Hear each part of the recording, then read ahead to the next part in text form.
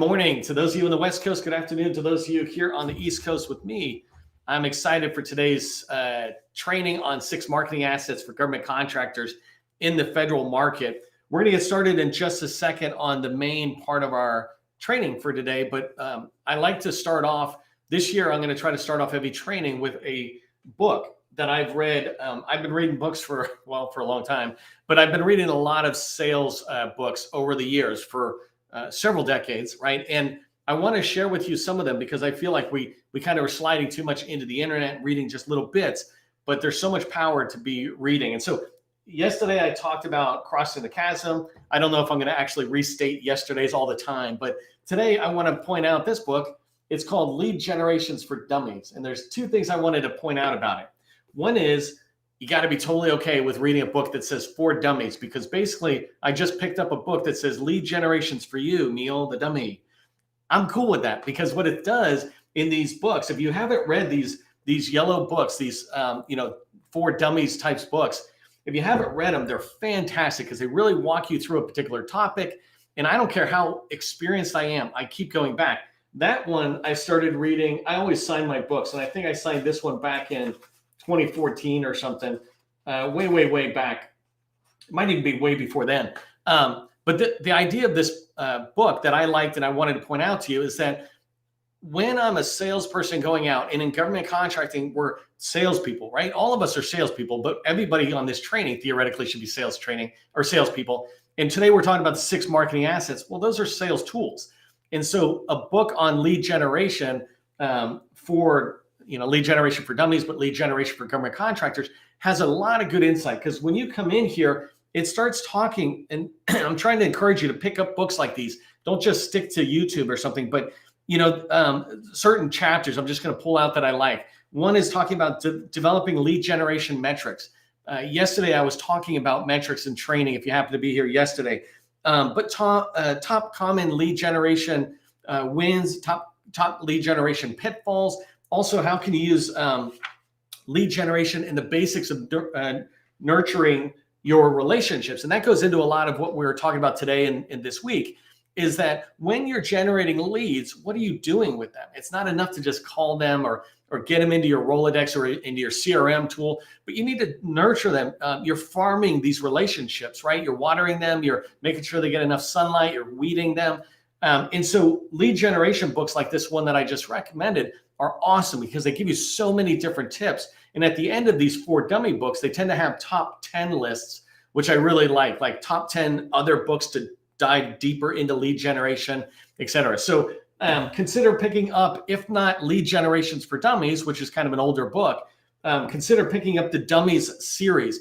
As a quick sidebar, I went to IBM, and IBM had a book called Zero Trust for Dummies that their team wrote. And it was awesome because it allowed me to see how they're talking about zero trust and how I could go back. And as I'm building relationships with IBM in support of the federal government, I'm able to reference this book that they put out. And it was an ebook, but it's still that same framework for these books. And so if you like that kind of thing, definitely dive into it. Okay, so I just want to remind you, until I get this fixed, just a little quick reminder. These trainings are 30 minutes. They're designed to end at 12:30 East Coast every day, right? And so even though LinkedIn might say it's an hour, it's 30-minute session, and I might end a little sooner, but never longer. And it's every weekday, business weekday. So this year there's 250, and that's our goal, is we want to do 250 trainings for you. As we get started, I really want to say thank you to our sustaining members. They're the ones who help support what we do here today and make this training possible. So thank you very much for being a sustaining member in the GovCon Chamber of Commerce. I'm going to turn this chat off and get started on our main topic for today. One last thing, please engage in the comments and the chat. I don't look at it totally as I go through because I want to stay focused on the topic, but I will come back afterwards. I'll answer any questions. I'm definitely looking for engagement as you go forward. So let me know how the training is resonating with you, but know that I'll look at questions in there. So if you got questions, let me know. So let's go ahead and get started. If I handed you a drill, but you didn't know its purpose, you might not use it at all, or you might use it for all the wrong reasons, right? You might use it as a paperweight to hold paper down, or you might use it as a hammer, just trying to nail into the wood or something. Or you and your friend, you might play catch with that thing. You just might throw it back and forth thinking, oh, that's what this drill is for. If you don't know the purpose, you might do anything, right? But if I told you the drill's purpose is to make holes, you would know exactly what to do with it. You'd be like, oh my God, it makes holes. This makes so much sense. I wish somebody would have told me that it makes holes. Now I can go around in my house. I've got concrete I want to drill holes into. I want to do some drilling in holes into the tile in my bathroom so I can hang something. I've been wanting something that could create holes. And to find out the purpose of this drill is to make holes is so exciting because now I know how to use it properly. Today's training goes along that same vein, right? It's about the top 6 marketing assets every government contractor should have and know how to use, right? And when you know their purpose, you're going to have much more success attracting and working with federal buyers. And that's what I want for you. Today, I'm going to share with you the purpose of 6 marketing assets your company should have and should be using. These are not magical marketing assets, right? They're fundamental marketing assets for government contractors in the federal marketing space. I'm not trying to give you a magic pill here or a magic bullet, right? It's fundamental tools. I'm going to tell you the purpose of these marketing assets and how to use it. So put purpose matters into the chat or into comments if you agree that it's important to know the purpose of the tools that you use. So purpose matters in the chat.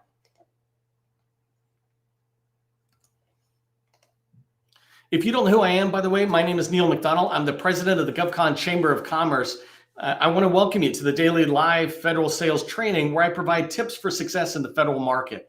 I spent 20 years as a small business owner in the federal market. And since 2018, I've been teaching people like you that government contracting is not a secret.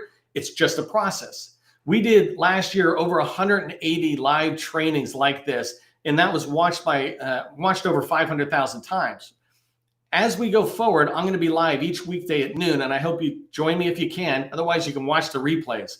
But before we get started, do me a favor, in the chat, put your company name so that people know who you are, buyers know who you are, and put 2 or 3 words to describe your core competency if you have it. Finally, grow your network. The people in this training, the people in the chat are always open to connections, right? If you're not open to connections, you're just in the wrong training. I'll just tell you that. We are a community of people who want to help, and we welcome you coming in. Engage with the people in the community, build relationships. Don't sell so much, but build relationships. And if you're in YouTube or Facebook, et cetera, watching our stuff, come into LinkedIn, connect with me, reach out to the others and build relationships and connect with them. Many of the people in here are telling you that they're open to connections. And one of the easiest places to have the connections in this community is in LinkedIn. So definitely engage with your peers in here. Okay, so we're going to talk about the 6 marketing assets.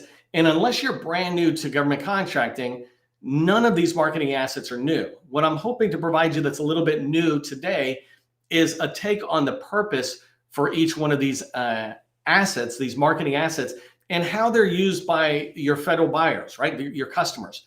And so I'm going to go into them, but just really quickly telling you what those 6 marketing assets are so you have it in your head as we go forward. The small business profile, which is made up of SAM and DSBS, is the #1 marketing tool. The second one is capability statement. Third one is your website. The 4th and the 5th are LinkedIn, your personal profile and your company profile. And number 6 is your capabilities briefing deck. Each one of these 6 marketing assets have a purpose. And I'm going to walk you through today. I'm going to track the time. We got about 22 minutes.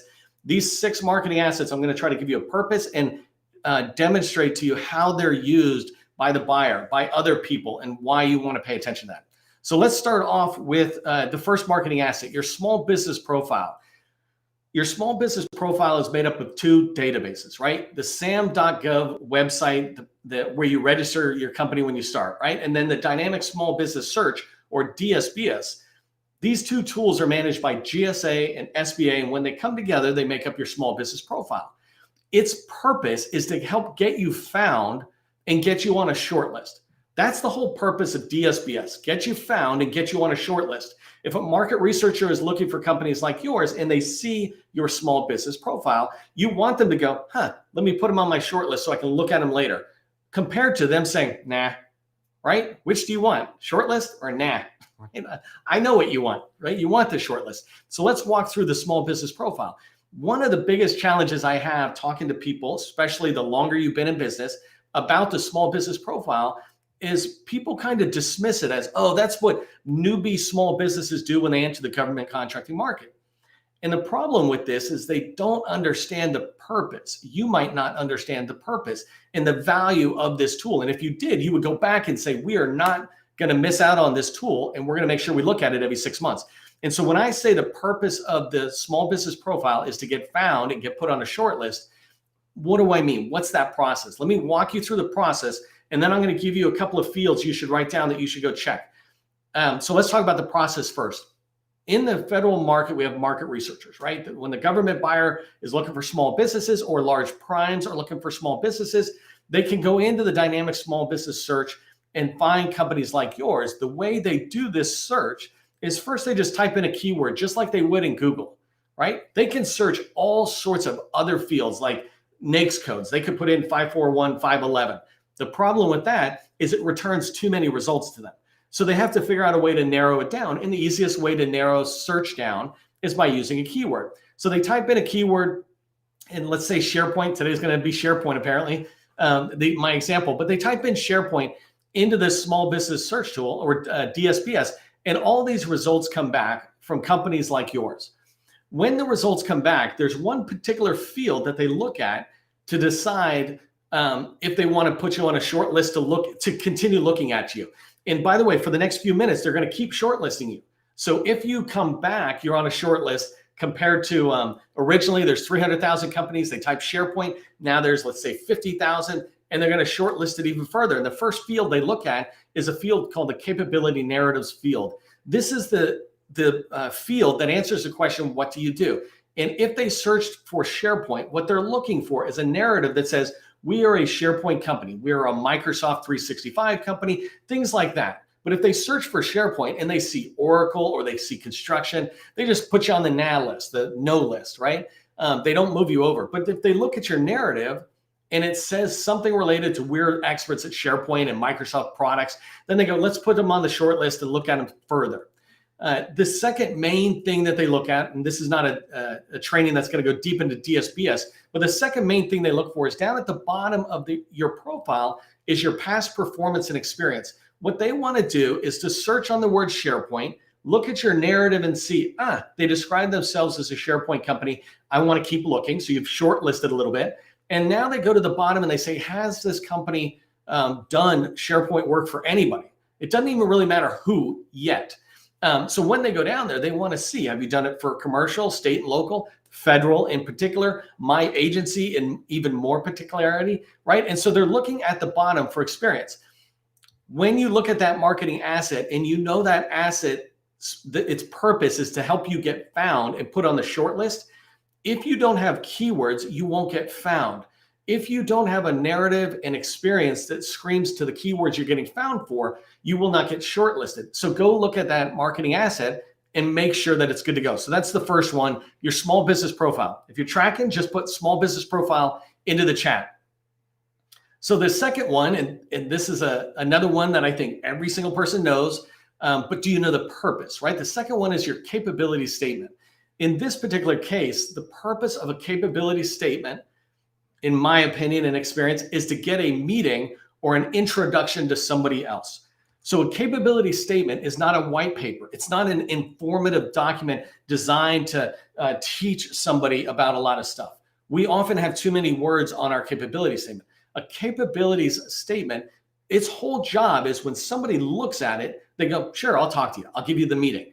Or if they look at it, they go, oh, you don't want to talk to me. You want to talk to Jane because Jane does SharePoint. Cool. But in a few seconds, they were able to determine that whether they wanted to meet with you or whether they knew who they could refer you to or introduce you to, right? That's the whole purpose of the capability statement. It is not some spectacular tool. Its job is to get me the meeting and get out of my way kind of thing. And so let's talk about how that happens with the capability statement with a market researcher or with a small business professional or anybody else on the buyer side or the large prime side or even your small business teammates. When somebody looks at your capability statement, the first rule that you want to follow is that they must be able to figure out in 6 seconds exactly what you do and where you've done it before, or if you've done it before, right? If you're newer to federal contracting, don't overly worry about it because the people you should be targeting are the ones you tell, hey, I don't have a lot of federal experience, but I'm really good at SharePoint. It's like, that's cool. Come on in.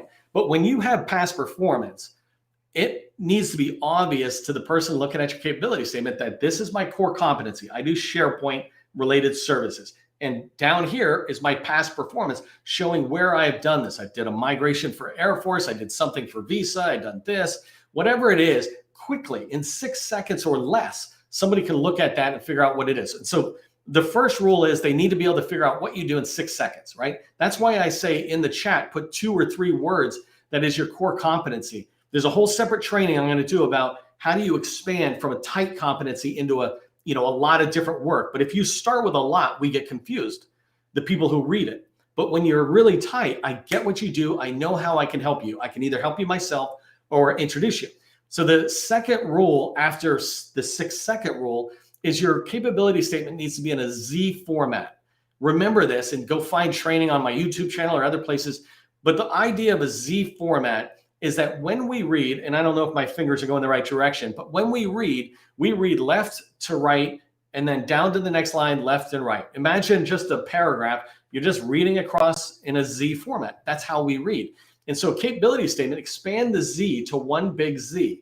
Your most important information goes across the top. If you're an 8A firm, you put that logo up there, right? Some key things that are up there. Your cage code and your UEI go at the very top. Your least important stuff go at the very bottom, the last place people are looking. Your NAICS codes, your contact information. What does anybody need your contact information for if you haven't attracted them with what your core competency is and other stuff? So the Z format, you want to come across the top with your most important company information. And then in this top right-hand corner, I say, put your core competency. The bottom left-hand corner, and I don't know if my camera is reversed here, but the bottom left-hand corner is your past performance. And that gives them a Z format to come across and go, oh, you're an 8A company, you got it on stars 3, here's your core competency, here's where you've done it before, perfect, I know what you do. Like in 2 or 3 seconds, they were able to do that, right? In 6 seconds gives them a chance to look all around.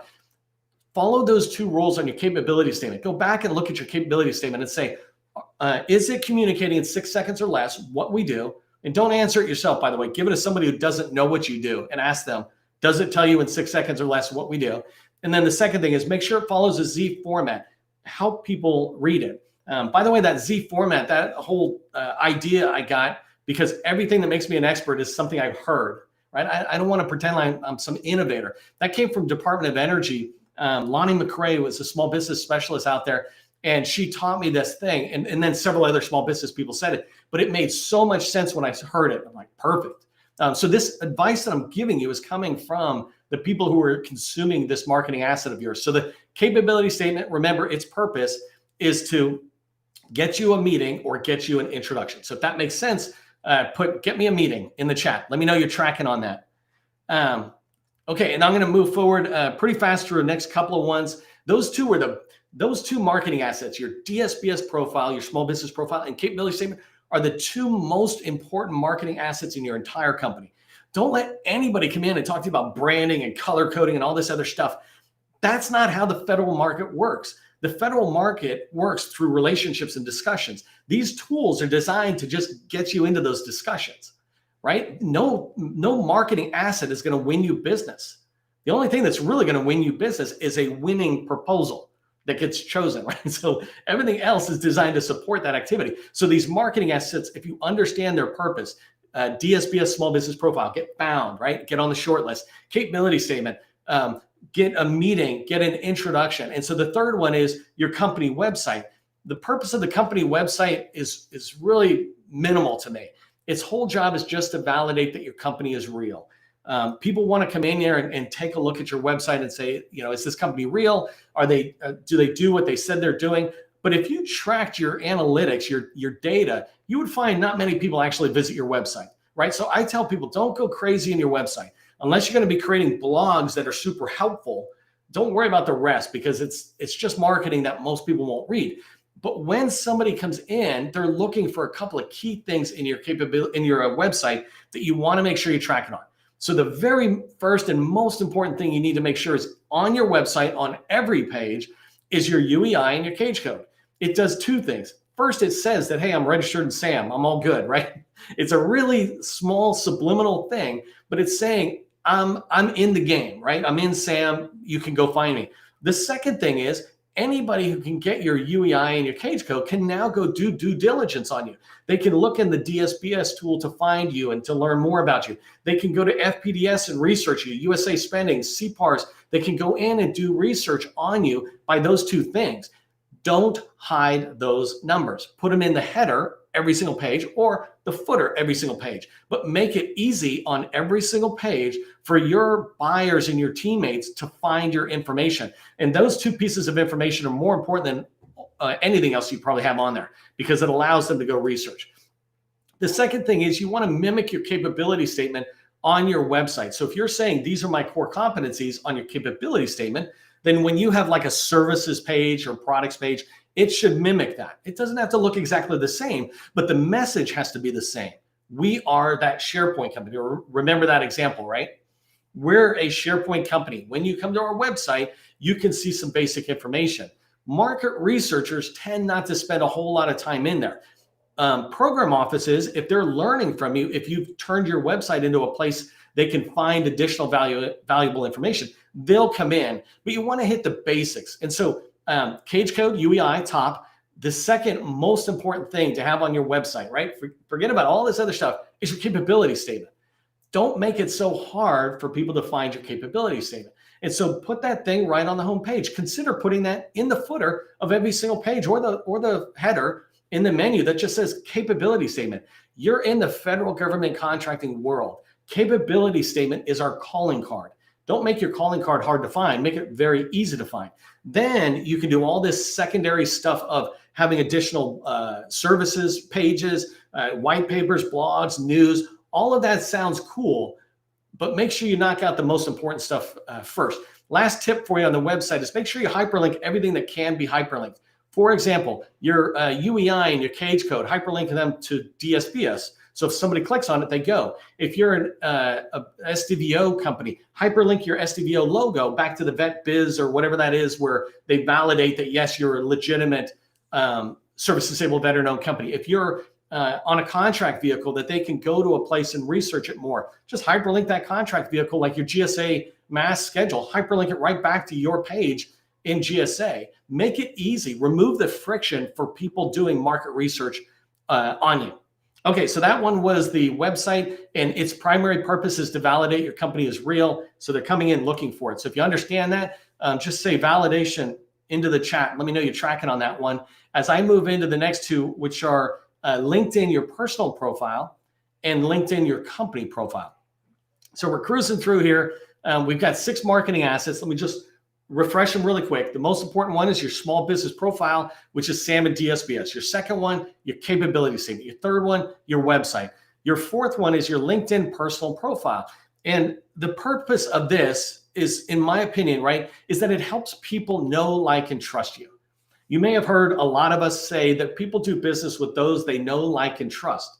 You might have also heard people talk about in the federal space, it's relationship. I actually think everything's relationship. At church, it's relationships, right? Relationship building is important to any community that we're in. And in the federal market, it's very important to have good relationships with teammates, with buyers, et cetera. And LinkedIn is one way to help build that relationship. You're not going to have any relationships if people don't know who you are, right? So LinkedIn is one way for you to begin to have activity out there. If you had seen yesterday's training, I think I talked about how to engage on LinkedIn. But when somebody comes into LinkedIn, a couple of things I want to point out to you for your profile to make it easy for market researchers in the federal space and your teammates to do additional, to go additional places and to learn additional pieces of information about you. First thing is make sure you put your capability statement into your LinkedIn profile. Your capability statement is just a PDF, right? So you can add it down into the experience section as a media. You can also add it into the featured section of LinkedIn. Put it in both places. Don't hold back on it, right? And a third place you might consider putting it, or at least a link to your website, is up at the top of your profile in LinkedIn, under your name and under your city, I think, is a link that you can put there with a name, and you can put in the words like, GovCon Chambers capability statement, right? I can put that in and then hyperlink it back to my website. So right on my profile, when people land, they're able to see my capability statement in 3 different places. I'm getting it to them. I'm removing friction for them finding my capability statement. I don't want to go too far into the about section because I only got a few minutes left, but in the about section, you want to take a lot of your capability statement and kind of regurgitate it. A lot of what you put into your small business profile fields, right? Bring that and put it into the about section. When you're in LinkedIn, you don't have to create all new content to describe what your company does or what you do. You can use some of these other marketing assets you've had that are earlier and bring it into your profile. The last thing I want to mention is that on your banner, one thing to consider, two things I want to mention. Your banner, when somebody lands on your profile in LinkedIn, they see you, your banner, and instantly they're going to learn something about you. We can either make our banner tell them nothing, or we can make it discourage them to say, oh, I was coming here to see SharePoint, but I see tractors. You must be construction, right? That's discouraging. Or we can encourage them to go further into our profile. So if I'm a SharePoint company, I might have Microsoft related stuff in my banner, that picture at the top.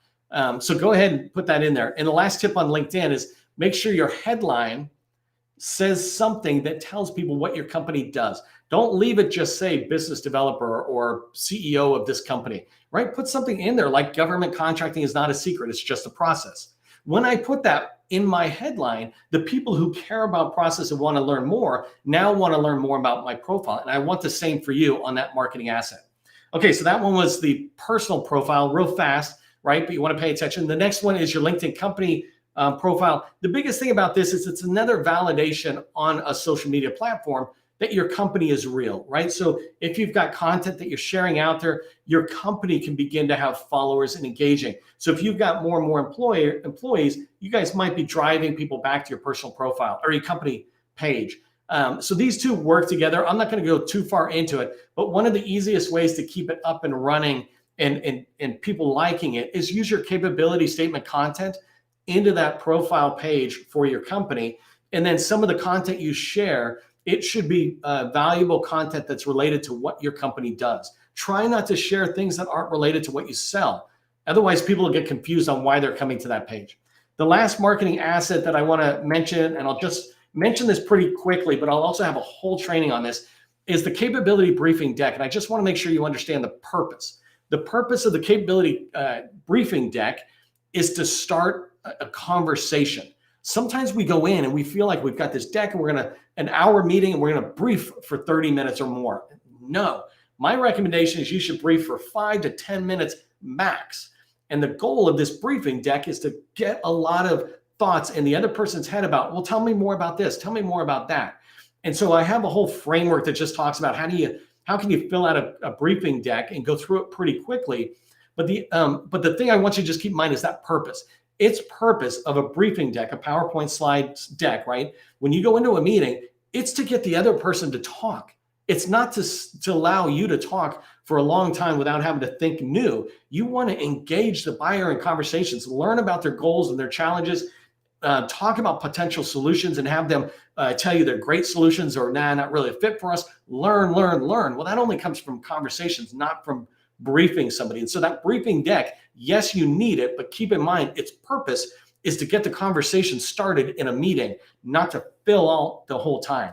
Hopefully that made sense. If it did, start a conversation into the chat.